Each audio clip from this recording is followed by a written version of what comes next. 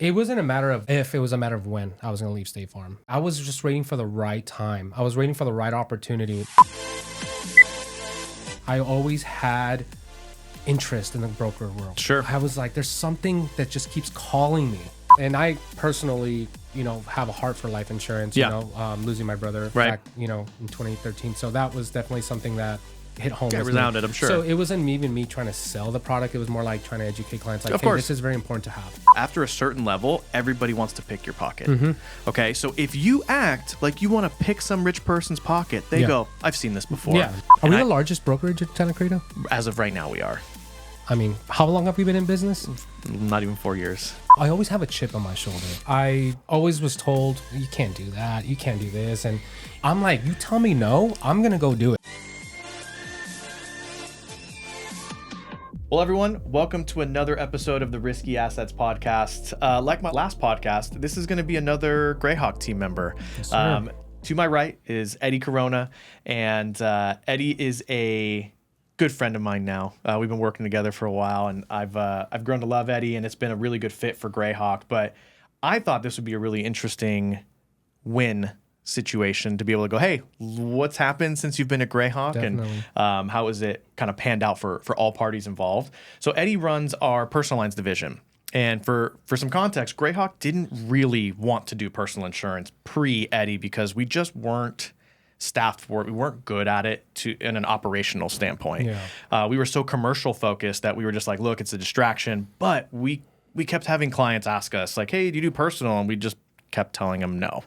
So anyway, he was a strategic hire, local guy up here in Santa Clarita, and it's been good. But before we go down like the Greyhawk path, let's go find out like the past Eddie. You know, you want to know everything? Let's do it, dude. What was kindergarten like? Yeah. So where did you start your career, and kind of just give us some background there. Yeah. So at a really young age, my dad always instilled in me like work. Sure. Yeah. Work. Coming from a family that didn't have much, money was always something that we talked about. We didn't have enough of it or a lot of it. And so I actually started working at 14 under the table at my dad's job. And they were like, hey, we work at this aerospace company. Your dad does shipping, receiving type of work. And, you want something like a summer job and just come back here and That's cool. do some stuff. And I'm like, yeah, man, let's give it a try, And I thought it was so cool just being around, successful people. Of course. Being around just work environment, right? I'm in high school, going into high school, and so I'm just like, hey, what is this about? I want to make my own money. How much were you getting paid, by the way? Do you remember? Per week? Per week? $90.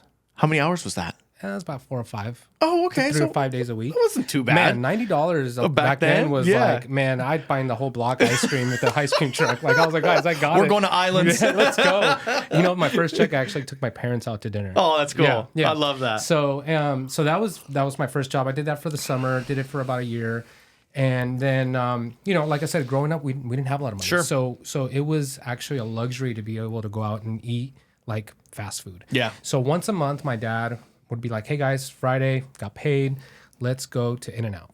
I'm like, dude, who doesn't love In-N-Out? Yeah, right? dude. And so I remember just being in the drive-thru, even at a young age, 10, 11, 12 years old, and just seeing how fast they move and just seeing how they worked. And I was like, man, this job seems so cool, right? And, shout out to Yessie, my friend. She was like, hey, we're hiring. And I was like, really? In-N-Out? I was like, no. That's my favorite spot. I was like, are you kidding me? She's like, we get free burgers. I'm like, I'm sold. I'm like, let's go. I'm like, you pay me on eating burgers. I love it. And so I got interviewed, and right on the spot, they're like, yeah, we'll take you. And so how old were you at that 16. time? 16. 16. Oh, shoot. 15 and a half, actually. So I had to actually sign like a work permit through school. Right. Parents had to sign off on it and all that. And 15 and a half. So been working since then, and worked at In-N-Out part-time while I was playing baseball, do my academics and everything. And then it just blossomed into transferring different In-N-Outs, moving to Santa Clarita, moving to a location out here, and then just essentially going into management in 2005, 6, 7, around that time. And, my parents, unfortunately, were going through a recession. Sure. And so I had to pick up more hours. I had to go into management, and do those things to help around the house. And so it became a thing where management was an option for me at that time. So I became a manager and was a manager for quite some time. How long are we talking here? From I would say about 10 years. Damn. Yeah, 10 years in management. And it was great. In and out, I mean, you're talking about keeping things simple, right? I mean, same menu Sure, over totally. 70 years. Right. And being a top dog, company. yeah. Lindsay, shout out to Lindsay. She's awesome. She's billionaire, one of the youngest billionaires in California. And so they're doing things right. And so they taught me so much about work ethic, Sure. policy, procedure, and just how doing things right. And not only that, but taking care of your clientele. Totally. That was the biggest Totally. thing. That was the biggest thing. They pride themselves on that. Yeah. So It shows. yeah. So definitely that was the thing. But, You actually ended up working with Seth, one of our employees, which is so funny. I was his manager. You were his manager, yeah. I have some funny stories about that, which I'm sure he wouldn't want me to disclose here, so I won't bring them up. I'm sure that's for another podcast. Yeah. And no, Seth's a great guy, and Shout out, I really Seth. like working with Seth. But so yeah, long story short, it came down to where I was at a crossroads in life. I'm like, what do I really want to do? Sure. Is this long term? Yeah. And it's not easy work. Like, it's not complicated, but it's long hours, early mornings, late nights, all that kind of stuff, especially as a manager. Definitely. Yeah. And, it's one of those things where when you have a family, like your priority changes. Like, of course. If I was single, right, and I was working in and out, I'd work all those hours and get all the money I can and whatever. But, once you have kids, like, priority changes. Yeah, of right? course. You got 2 kids? 2 kids. Yeah. I have a 12-year-old, Isaac. Right. I'm his baseball coach, and then my daughter Eliana, my beautiful princess, and she's 9. Love it. So so my priorities change. Yeah. And I'm like, this is not something that's sustainable. My body, future, and no offense to In-N-Out, but it just I didn't see myself there. Right. So I took a step back. Oh, it's a good company. It is. And they pay those people well. Really well. Yeah. Really well. Yeah. So it wasn't anything about that. Yeah. It's just for me, like I just didn't envision that being long term. I took a step back, considered law enforcement. Sure. I went into the training, did all that, was going through the process, and I was like, you know what? I don't know if this is it either. So then, friend posted online that, State Farm was hiring and over at Henry Rodriguez. And I was like, you know what? I don't know insurance. But I will say that the reason I was just something was calling me about insurance, which I think a lot of people can relate nowadays. It's a very confusing industry. Yeah, it's pretty confusing. And unless you work there, yeah. you really understand it. And if you don't, you're just like paying your bill and you're like, I hope this is good. I'm hoping I'm covered. Yeah. I hope that I have X, Y, and Z coverages when this happens. And unfortunately, I learned the hard way that I didn't have things that I wanted, whether it was in a car accident, whether it was like roadside assistance, Sure. whether it was having full coverage. I mean, things that a broker didn't explain to me, right? And I didn't know the insurance company I had. So, I was like, I really am in the field of wanting to help people because they didn't taught me that, right? Yeah. And I said, I can help people in insurance. So I gave it a shot. And to be quite honest, I didn't realize I had a niche for it. Like I hit the ground running from day one. I didn't know that it was instilled in me like as a natural characteristic or trait to just be able to comfortably talk to people. Sure. And not everybody has that. I mean, No. Talking to people and having the skill of like being interpersonal is challenging, or having the emotional IQ to know what to say, when to stop talking, all that good stuff. It's challenging. I mean, even people now to cold call are nervous. I have to talk to people. We've heard of people quitting before they had to pick up a phone call. They're like, "Oh, I have to do that. I'm out." You're like, Like I don't want to talk to anybody. No, Like, thanks. I just want to be behind a computer all day. And it's like, no, man. Like my biggest skill is just talking to people. Sure. And so I was there with Henry for 9 years. Okay. I learned a lot. Yeah, that's evidenced. State Farm's a great company, and I was able to just see how they ran their business model, what they pride themselves on, and just being in the industry with like realtors and lenders and seeing that whole side of that industry too, right? How everything just kind of intertwines and connects. You know what I mean? So, going there, it was a lot. I learned a lot, and unfortunately, State Farm stands in California, which a lot of insurance companies unfortunately had to go Yeah, they don't through. want California. They don't want to be here. They don't want to do business. And you here. were in line to try and get your own agency, right? I was. Yeah. It was back in 2020. There was when right the world was before the pandemic. Oh. So going into 2020 and 2019, there was basically an offer for me. Hey, there's an office in Palmdale. Do you want to take it? And one thing about me is I trust my instincts and I trust my gut. It's never put me in a bad place. And something just kept telling me no. And I mean, I'll be honest, it was a good book size. It was about probably a $2 million book. Premium. Okay. So, 10% of that would be 200 G's. Yeah. And I mean, anybody would probably be like, yeah, dude, what are you doing? I'm like, I don't know. Something just doesn't feel right. Something doesn't. It's not that I didn't want to be an agent or want to be an entrepreneur. It was just that opportunity specific. That one just didn't sit well with me. 3 months later, pandemic hits. Everything goes down. And I'm like, something was telling me not to do this. Yeah, man. And I was fine. I didn't have any regrets. I actually felt like, this was meant to be this Almost way. had some protection there, Yeah, Yeah, exactly. It's incredible. So I continued doing what I was doing. And I was making really good money. And at that point I was like, it just didn't feel like it was the right time. And I didn't do it. Then all of a sudden, California situation happened. We're pulling out.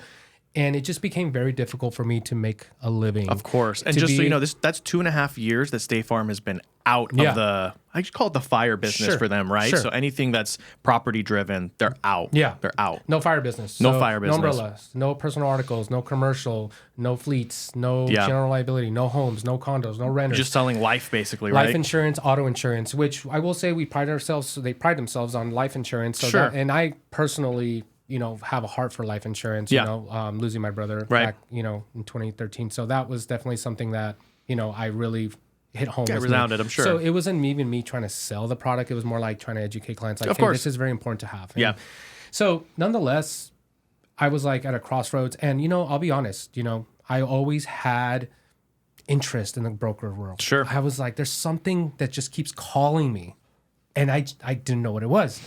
And so Daniel, would stop by. I'm like, Daniel, how are you? Dude? What's up? How's it? And, it's good, man. We go deal with our stuff, and everybody has their ups and downs. I'm like, okay. And the biggest thing for me, not to be 100% honest, I just couldn't get residuals with State Farm. Oh, I get that. I couldn't. So for me to build a book for 9 years and just kind of be like, hey, you get your one commission. Yeah, you're on done. to the next. Yep. I'm like, that didn't sit well with me, right? And I know in the brokerage world you could do that.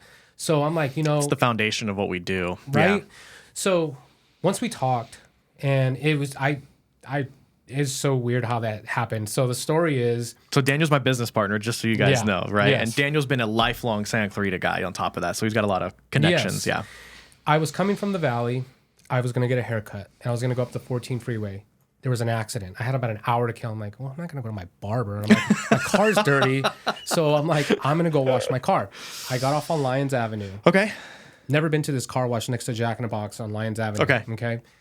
Right behind me, there's a big truck, and I see this big gorilla dude. Big gorilla dude's like, hey. And I'm like, what? I'm like, oh, it's Daniel. I'm like, what's up, man? And we sat down and we just started talking. And I was like, you come here? He's like, I don't come here. Yeah. I'm like, this is just, I'm coming from golfing.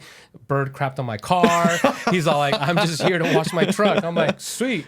We started talking and it just felt like there was a reason that we met that day. It's divine intervention, baby. It really was. It's divine intervention. And so we talked. And long story short, I ended up taking an offer with you guys. Yeah. And it's, man.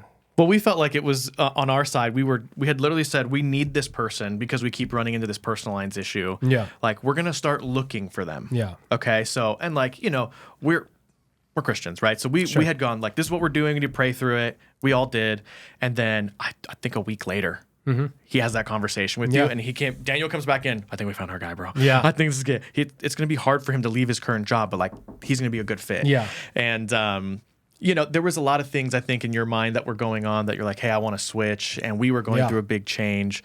State Farm was a great place to cut your teeth. They obviously taught you a lot because you're well seasoned, coverages, all that good stuff. But on top of that, like it's more than just timing, right? Because if we were some awful company, like you wouldn't have done it. No. But like, what was the thing or multiple things that made you go, hey, I'm comfortable taking this jump to go and leave a job I've been at for a decade to go to Greyhawk?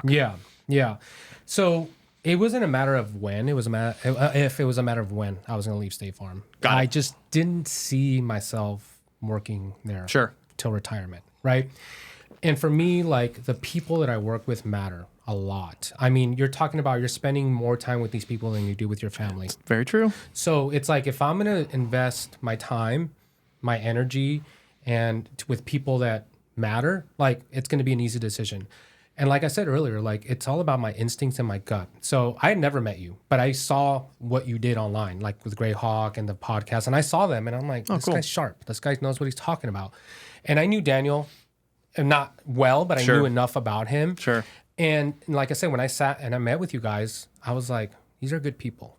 And not only that, but like I walked around the office and I met McKenna. I remember still McKenna. I went to the bullpen and I met Keaton. It was Keaton, K2. And then someone else, I think it was either Jesse or it was either your brother. Yeah. Somebody was there. Yeah. And so I met you guys and I was like, this feels good. This feels good, right? And it's first impressions, right? So they matter. Yeah. And so that really sat well with me. Obviously, everything else that came with being, in the brokerage world, right? The pay, benefits, things that I can take care of my family, long-term success, just the things that unfortunately State Farm couldn't offer me, really just sat well with me, right? So it was a pretty, and I know it might not, I might not even believe when I say this now, but back then it seemed like it was an easy decision. Oh, fascinating. Yeah, because it was, like I said, I was just waiting for the right time. I was waiting for the right opportunity. And there was something about Daniel every time he walked into the office that once a month with his Portos. The girls love the Portos. They all wanted the Portos. I was like, Daniel, I want to talk to you. But it was something just kept calling. Like, What's funny is that Daniel had to be very protected about what he would say. Of course. Because he's like, those are our relationships that feed us. We're not going to be like, you want to come work for us? He never did that. That would have been a death nail. Oh, I know. Yeah, he never did that. So he was always protecting himself. He did. But I could read between the lines. You could feel him. And I felt it. Yeah, he's a big teddy bear, bro. He is, and I felt it. And I know you guys are honestly all about honesty and integrity, and that's who I am too, and it's like the last thing I want to do is go in a situation where I feel I'm being manipulated. And it never felt like that. It just felt honest and pure, and I love that. And so for me, it was pretty easy, to be quite honest. My thing was, I'm so loyal. I get that. I'm so loyal. That's what we felt too. We're like, I don't know if he's going to leave. Yeah. I mean, I'm 39. I know. 2 jobs. My gray hair looks older than that. But 2 jobs. Yeah. And it tells you, like, I'm not that guy that's jumping from job to job looking for, no, it's like I make strategic moves. Yeah. And it's got to make sense for me and my family. Of course. That's kind of where we're at. And here we are. That's funny because I remember being in that meeting. I was trying, I don't know if you know this, but I didn't want to make a personal lines hire. Yeah. I was like, no, dude, we do commercial. Like, I'm good at that. But I did recognize there was a gap between servicing our existing clients who wanted that help. Yeah. And I know personal insurance really well. I just didn't want to do it anymore. Yeah. But to a certain degree, I was the one holding us all up as the owners to be like, I don't want to do this. Yeah. And I'm in the meeting with you. And at some point, Daniel looked over at me and he's like, so what do you think? And do you remember? I couldn't keep the smile off my face. I think you try to still put a front a little bit. You were kind of like, he's all right. Dude, I like this cat. I was having a hard time going like, I knew it was going to work. Right. And I could feel it. Yeah. But there's always leaps of faith to a certain degree. Sure. We were making one because none of the 3 owners wanted to be like daily involved in personal insurance. Yeah. It's hard for us. I mean, you see my job now, right? I get it. It's marketing, it's commercial lines, it's training producers. Like I don't have bandwidth for it. No, there's a need for it. There was a big need. But at the same time, I was like, man, this could be such a good thing for not only you, for Greyhawk as a whole, the producers, because we weren't writing it. We were missing out on good revenue.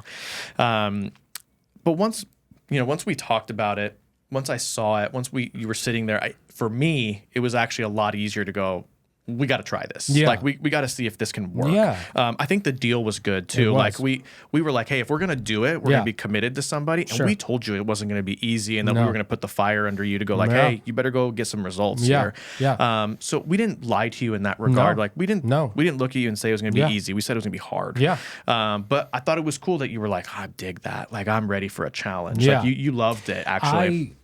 I always have a chip on my shoulder. Since I was a kid, right? I was the last kid picked on a team. I got that too, man. I get it. I always was told, by either friends or like, you can't do that, you can't do this, and even be the first in my family to go to college or university. You know, like it's like I always have to prove people wrong. Sure. And it's not to like rub it in their face, but it's more for me to say, you know, I can do it. Yeah. Watch me. Yeah. You know, and I don't steer away from challenges. I actually embrace those moments, you know, and for me, it's like, it's not a matter of like, you know, can you do it? It's like, how many times are you going to fail until you figure it out? Right. So I do feel fortunate with you guys that you guys are able to allow me to fail and figure things out, because I'm still learning. Right. And there's still a lot of ebbs and flows of and this the business changes. And it's like, no matter how on top of it, something happens, you know? So, but yeah, I mean, look, we pride ourselves on being good to our people. Yeah. But, you know, I don't want to say we're hard on them, but we have high expectations, As right? And I think that's fair of a good team, right? And, you know, like you've done a great job of meeting those things. So for some context, because people are like, oh, what's a good job? Yeah. Okay. We did in 2023, we did $18,000 in commission for personal lines. Okay. Like if it sounds bad, it is. Yeah. It's not good. We've done, and it's July right now when this podcast is being filmed, okay? We've done $185,000. Okay? Like, we've 10x'd it in half the year. It's crazy. Okay? And Eddie started at the beginning of the year. So it's pretty easy correlation to see where the results are coming from, right? Yeah. So, you know, we are very grateful. We're thankful that it's working out. We can kind of like work through that. Sure. But, you know, as far as, again, I'll just say from my perspective, I was like, you're going to feel underwater for 2 months when you get here, right? Because you said yes, we were excited. You know, the business also was kind of going through some changes with different things, but it was like, dude, this is going to be hard for him. And the first 2 months, like, again, we didn't lie to you. No, we didn't say, but describe those first 2 months. Well, just to start off, I came in sick. I was like, I literally was almost dying. I remember I now that you got say hit that. for like 2 weeks with some. It wasn't the flu. It wasn't COVID. I remember Doctors didn't know what it this. was. Yeah. And it's like, I'm about to start this job. I'm preparing myself for this lifetime career change, the way I looked at it. And it's like, I can't even get there because I'm dying. And I'm like, Daniel, I'm like, sorry, dude. Like, I'm sick. I don't call out like ever. Like, I'm literally sick. And he's like, don't worry about it. So I was already like, man, this is not a good start. Yeah. Right. Yeah. Okay. But then, I started and it was like drinking water out of a fire hose. It's like, a lot of stuff. I mean, going from State Farm, very systematic, one system, quotes there, here's your price. It was to, hey, here's 50 carriers, here's 50 logins, and here's 50 different applications. And, oh, they don't do it, but they do it. They don't do it, they do it, but that's more than this. And it's like, okay, yeah, this is harder than I thought. We have no continuity in our business. Yeah. None. No. Yeah. No. Challenging. No. And then our systems, right? Like, okay, let's learn the carriers. A ton of them. Sure. Let's learn a system. And that in itself is it's so intuitive. Every carrier has its own system, and then there's Epic. There's our agency system, and Indio. Yeah. And like you were explaining all this to me, and I I'm knew. I was like, this is gonna be hard. I'm like, oh, okay.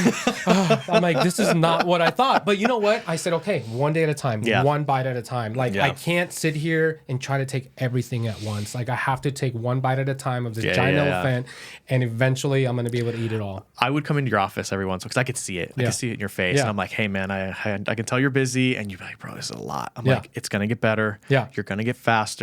Because I could see you sometimes at your desk, like trying to figure out what was happening. I'm like, I just gotta go encourage him, you know? No, it was. It felt that way. Yeah. I mean, I knew that you had to get over a pretty significant hump. Yeah. But okay, first 2 months, definitely a little bit slower. We kind of kept the producers back from sending you business because we were like, hey, I just don't think that'll be fair to him. No. Like, we just gotta wait. A little bit more patience. Yeah. So that was what, late January. Yeah. February, March were really like training, learning the how-tos and all that. It wasn't until late April. I would say, right in the April timeframe for sure. I was like, okay. Like, I think I got this. I got this. Yeah. Let's go. Let's do it. Yeah. So then we start telling agents, our producers, like, go for it. Tell anybody you want that personal lines is open. For business. Yeah. And I say we've done 180, but that's really in like 3.5, 4 months. No, it really is. Because we were really bottlenecking the system up front. I would say, like, if we did 180 at the beginning of the year in 3 months, I mean, It's nasty. Come on. It's Come nasty, on. yeah. And so that's the other thing. Like Daniel was like, if we get to 100 this year, I'd be happy. I'm like, Daniel, we're not going to hit 100. We're going to hit 150.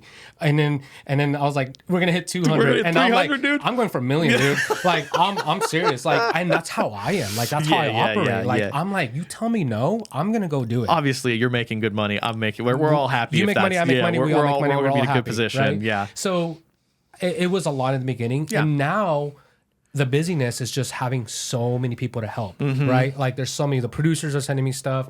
Obviously your guidance and like, hey, go out to the State Farm agents, go out to the Valley, go out here, go do that.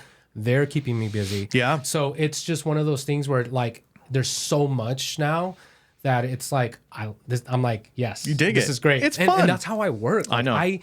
And there was once I was ready to go, I'm like, all right, let's go. And there was days where I'm like, okay, I got no one to quote. Like, I hate that. It's a bad day. Bored and broke, man. Bored and broke. Oh my goodness. Yeah. I hate it with a passion. I'm calling realtors. I'm calling people like, hey, I'm open for business. Let me know how I can help. So there's a lot of relationships that I kept from State Farm that are now helping me a lot. And so that's kept me busy. The State Farm agents, obviously Greyhawk, the got a lot of lenders, realtors. Yes, yeah. They're all helping me out. Thank you to all of you who trust me. And so for me, that's all I want to do is be a resource to everybody, right? Yeah. I want to say, hey, I'm an option. I'm not the only, but I'm an option. And you know who I am. You're doing business not with just our company, which we're a great company. You're doing business with me.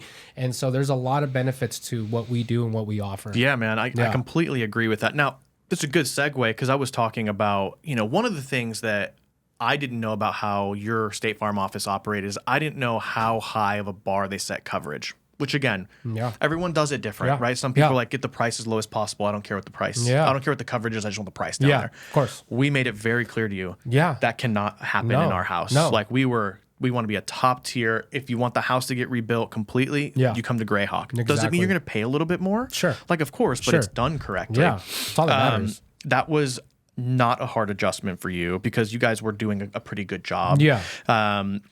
But the ability for me to feel comfortable too, for you to go out to some of these heavy hitters up here, I'm like, I want to make sure that our level is up here. Sure. Once I figured out you were there anyway, I was like, let's go. Yeah. Because that was a huge issue for me. I needed my people to be top notch. Yeah. And you were there very quickly. So I wasn't worried about it. And obviously, this, like we want to be good members of our community. We want to be people that are trusted and everyone knows, hey, like they're going to get the truth from the Greyhawk people, which you totally live up to, which I'm so appreciative of.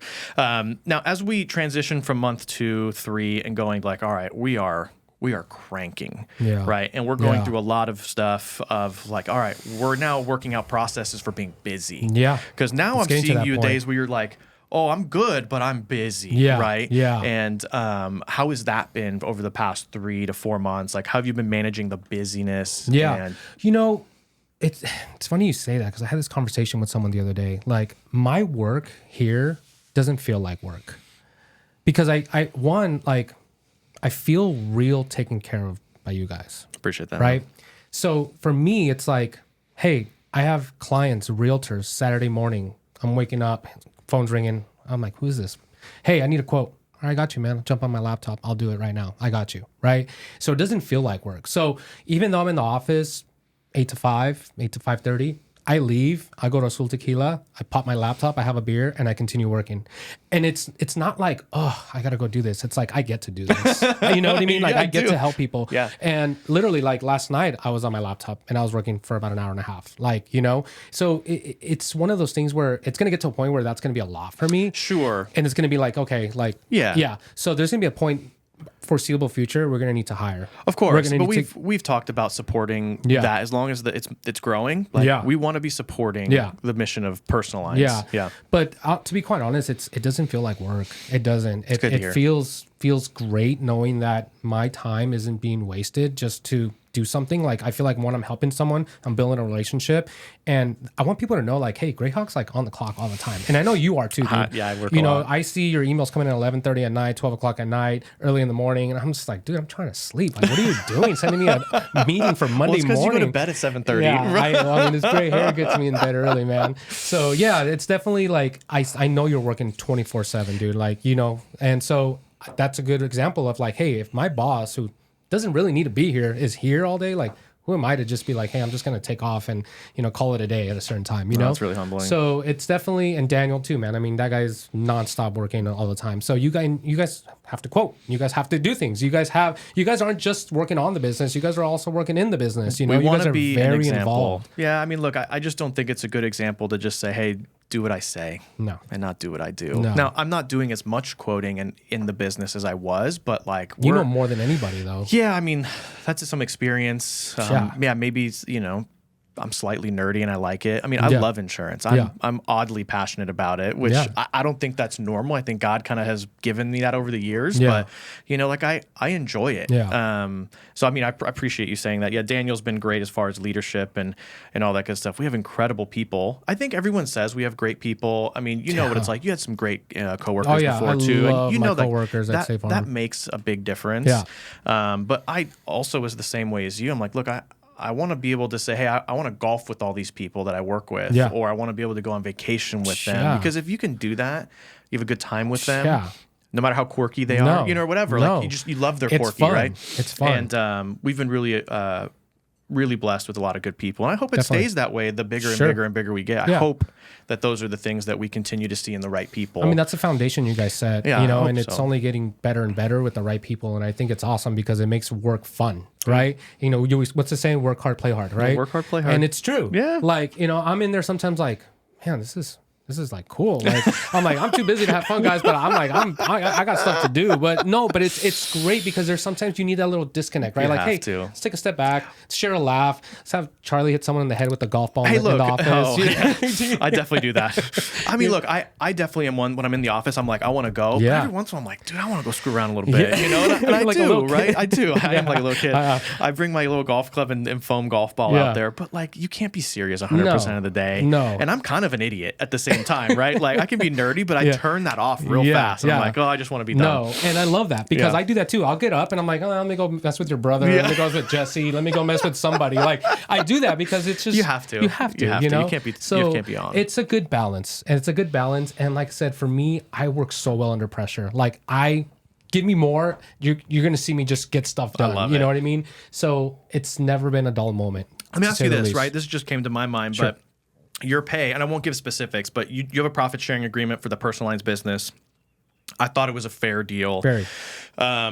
It obviously it aligns us because you have to act like me. You have to act like an owner, right? If we start spending money stupidly, like, there's some of your profit sharing that's gone, right? Sure. So we need to be efficient with staff, with technology. Everything. But also that means, hey, if we implement this technology, we might be more efficient. So we've worked through some of that stuff. Yeah. Do you feel like, I don't want to use this like money is everything because I don't think that's the case at all. But do you feel like the ability to make this amount of money that you're going to make is also encouraging you to be like, working in the mornings or nights or whatever? Like, do you feel like that helps, like a good, fair deal? Of course. I mean, with any business you start, you're not going to make money your first 2-3 years. Yeah. You could. It but just depends. Technically, you're dumping a lot of money back into your business, right? And so for me, I felt like, okay, I'm going to take a step back coming from State Farm where I was making, I'll be honest, over 150. You were making good money. And now it's like, okay, I'll take a step back in the beginning, but I'm thinking long-term success. I'm thinking even for me, like, I can make that money this year. Like, if I put my best foot forward. It looks like you're going to. Yeah. And I'm like, if these guys are going to take care of me the way they say they are, and it's like, meet me halfway, I'll meet you, you meet me, and let's make it a win-win. Why not? Yeah. And it's becoming very, very much more clear what that vision looks like the more I work and the more I see the numbers and everything, because I didn't know what I was getting myself into. You were taking a little bit of a leap. Yeah. And I was like, I trust you, Daniel. I trust you, Charlie. I don't know, but let's figure it out. And, there was a lot of outside noise, right? People there's always going to be outside noise. Trying to somewhat discourage me. Like, the broker world isn't what people say it is and this and that. I'm like, okay. It's hard. It is. But you know what? It's worth it. It's worth it. And I love what I do. And so when you love what you do and you're passionate and you're helping people, and you work with great people, everything just falls into place. Does. You know what I mean? It does. And so I think with Greyhawk, everybody's just winning. Even down to like the customer service, to anybody. Everybody at Greyhawk feels valued. Yeah. So it doesn't feel like a job. And I keep saying that because it really doesn't. It's such a blessing for me. It really doesn't. Like for me, it's just like we're doing something good and we're making money. Heck yeah, and dude. I'm thinking like long term, we're talking about houses earlier. Yeah. Like, I'm like, hey, I want to get this, I want to get that. You're like, we can do that. Well, I was like, why are you waiting 3 years, bro? Like, you're going to be making enough money to do that. Like now. You don't got to wait. Also, pretty much if you bring me an idea and say 2 or 3 years, I'm going to tell you why not tomorrow. So just, preface. For sure. Well, let's get it done, man. Interesting topic too. So we talked about making money. One of the things that we said, like, you still make your commission, you're going to split commission with the producers. We've been bringing in some big accounts, right? Some of our connections have been incredible. Nice. People paying deep 6 figures for their home premium a year, plus their cars, plus their umbrella, personal, like we're Earthquake. We're doing really well. They're like big commercial accounts at that size. Definitely. It's seemingly a niche that we continue to grow because most of our personal lines clients seem to be affluent. Or, especially in this area, we're getting a lot of referrals from our real estate, but like Palisades, Bel Air, like we've written some Malibu, we've written some massive houses. That keeps coming our way. That is huge. For me, that is validating that the level that we have said, this is who we are.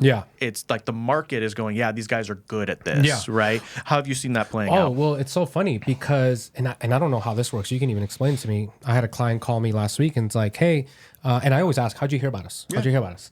Because I like to know and track this, and we want to make sure we thank the people that are thinking about us. And he's like, I found you on the Department of Insurance website. It's fascinating. And he's like, your name list came up, and I looked you guys up online, and he's like, yeah. And so this guy has a Santa Monica home, $3 million home, and he's in Fair Plan, which there's nothing fair about it. I tell people that all the time. It can be good. It can be bad. It can mostly bad. Mostly bad. Unless you really need it. Yeah. And so he's like, I don't want this. I have friends in Palisades that are upset. They're not getting what they want. And he's like, I need to get this insurance. I say, hey, look, man, I can help you. There's nothing we can't do. It's just a matter of how much. Right? And he said, okay, how much? I said, probably be 50 to 70,000. He's like, if you can get me that, we'll do it. And sometimes it's great because we set that expectation up front of like what it could look like. And then when we come in lower, it's like, wow, So we came in about 40. Yeah, look, it's great. It's still a lot of money for a home, you know? And then we had that one, right? And then we had one we just closed over in Westlake Village.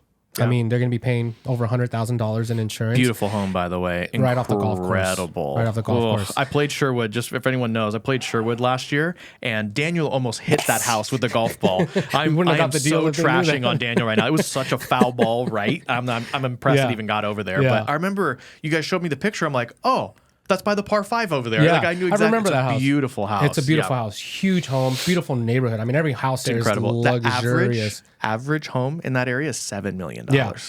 Pretty insane. Crazy. Right? Yeah. This one was about 15 or something. It's a beautiful house. Huge home. It's worth it. We went out of our way to really go above and beyond for these people, being there from day one, and they deserve it, right? I mean, they're going to pay a premium, but it's just more the level of service that we provide. That's where I'm at. And from there, it's going to lead into more opportunities for us because they saw what we were able to do and how we did it. And it meant so much for them that we not only gave them a really good deal compared to other brokers, and that's what separates us, the relationships that we have with these carriers. That other broker, I don't know who it was, but they were trying to get them to bind. They were trying to. They were lying. They were for sure lying. So look, guys, this is the part about like. Again, I'm not super wealthy. I do pretty well. But what I know is that after a certain level, everybody wants to pick your pocket. Okay? So if you act like you want to pick some rich person's pocket, they go, I've seen this before. Yeah. They know. They know. And then if you look at them and you go, look, man, I would take your money, but that's just not the right way to go about it. They're like, oh, this is different. And they're like, look, if you want to go that direction, go for it, but we're not going to lie to you. Which we did a couple of times. Like, hey, if you want to do that, go for it. I just don't think it's a good idea. But if you want to, all good.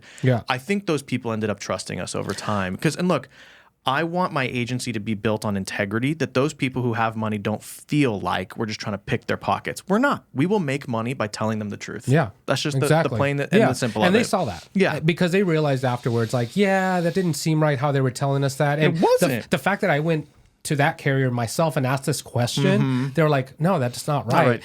And I said, look, we have relationships. We know what we're doing, and it's fine if you want to go that route. You have you make the decision. But I said, look, we're being honest with you. So at the end of the day, that's your decision. And they saw that, and they realized that, and at the end of the day, we got the deal.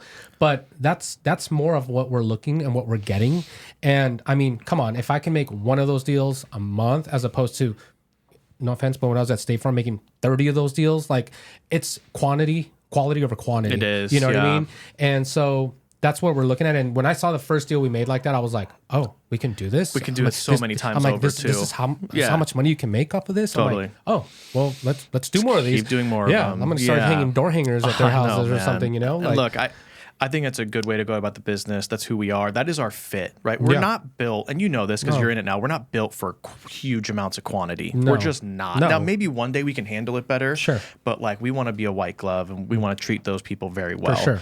And selfishly, most of those people are business owners. So you know, it's like, hey, I want to be able to send my business owner clients to you, take good care of them. I also want you to be in the personal lines world with those to send the business owners up to us, so to speak. How much simpler is it for the client to have everything with one company and just know like, hey, I know Greyhawk's my guy, my people, and I know that they do everything for me, right? Yeah. And so we do that back and forth with the commercial guys. Hey, I got this for you, do that, we'll do this. And it's just a great... It's a good atmosphere. It's a great thing we have it going. works out well. Definitely. So as we're kind of, you know, it's July right now, you know, we're still away from your full first year. Yeah. What do you see as like the future for you? Like, how do you see that panning out? Like, what's the vision that you would put out? Like, what's Greyhawk Personal going to look like?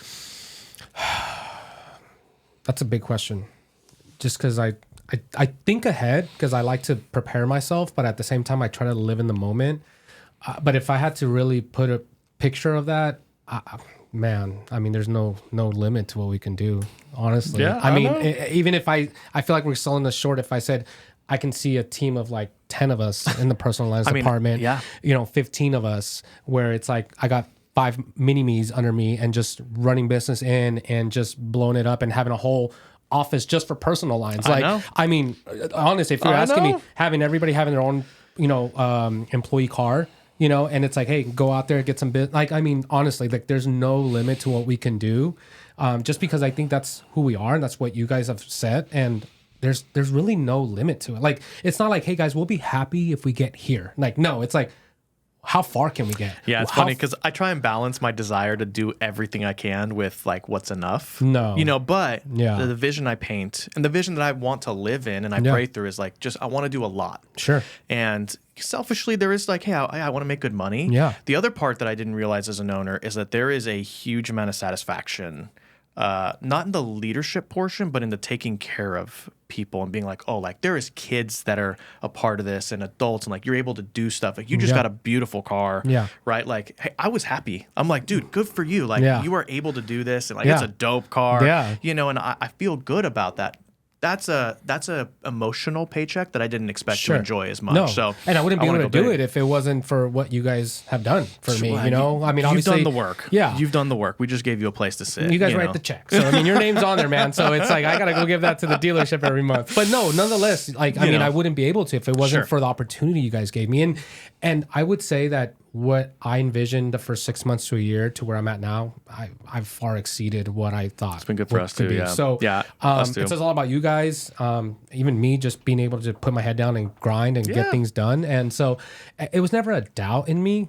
It was just like, how long is this going to take for me to figure out, right? Sure. So now it's just... Yeah, I'm in the same place as you, man. I want it to be big. I mean, like, anything I do, I want to do it well, and I want to be doing it with good people. But, you know, we're going to take another office space. I think I told you that. Yeah. No, dude, that's exciting. It's exciting, right? And that's fun. And, you know, I think that tells people, like, hey, we're not messing around. No. We're going to more than double the space. Yeah. Are we the largest brokerage in Santa Clarita? As of right now, we are. I mean, how long have we been in business? Not even 4 years. Yeah. Hey guys, just saying. We're trying. I want to be one of the bigger in LA. That's not publicly small traded. Fish, small pond, small fish, big pond. We're getting up there. Or big fish, big pond. Fish. I always get that wrong. LA's a big fish. big They make fun of me on State Farm because I always say that wrong, and they always make fun of me, and they're probably laughing at this right now. You know, and again, it's nothing against Santa Clarita. It's just there's not a lot of big independent brokerages, and so like it was. I don't want to say easy. That's a poor word, but like it ended up working out that we became the largest independent. Sure. And you know, part of me goes, hey, I was sitting down with the landlord, and I was like, I want to buy this building, and he was like, why? I was like, because I think we're gonna fill it. Wow. And he was like, really? He goes, I'm actually kind of ready to get out. So in the next couple of years, we're gonna write it in the contract that we can first right to purchase the building, right? So like, I don't think that communicates small dreams, right? It's not a huge building, but it's not small. It's not small to own a building, man. Yeah, I envision Greyhawk people through that entire building. So, you know, I want maybe people to gym, know. Maybe a little putting green. I'm definitely going to get a gym, a little sauna or something. Little sauna. I've thought about it. Yeah, it'd be so cool. I would never leave. Oh, man. You have a cafeteria. Yeah. No. But, you know, I think big dreams communicate that there is room for everybody to grow. I want to grow. I want to be pushed. Yeah. And I think it'd just be cool to leave a legacy that's like, hey, people appreciated and like benefited from being around the organization. Definitely. So, and then as far for you, like, man, you're 40, not even 40, right? Like, how you're dare not you? even that, dude. You're old.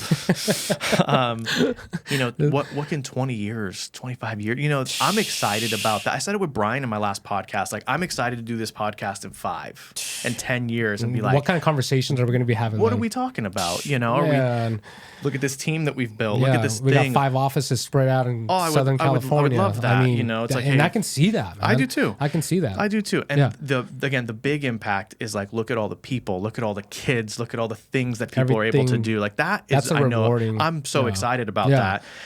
The money's going to be cool. And look, I'm a Christian. I know I can't take that money with me. No. But, you know, it's going to be fun to be able to say, look at what we're doing for our community. Look how involved we are. Like, look at the lives we're impacting. And we're going to be making money in the in-between. So I'm really pumped on that. I am too. Personal lines, very challenging. You've done an incredible job at it so far. I'm so appreciative that you're here. I just want to tell people, like, if you're interested, right, whether it's personal lines, you do life too, like there's so many things that Eddie is good at. If you're interested in what that looks like at Greyhawk, we are more than willing to have that conversation with you. Talk to Eddie. And then obviously we have our commercial team. So, but like Greyhawk has a place for you if you're a fit for what we just discussed. I just hope that you guys see that, you know, what we say isn't just some lie. It's not BS. This isn't an MLM. This isn't something where we're just going to hire you. Like, we're going to take good care of you. So if you have questions, let us know. Eddie will be happy to answer. We appreciate you all. And bro, till the next one. Yes, sir. I'm excited, Come dude. on. Let's kill it, dude. We'll see y'all. Peace. Peace.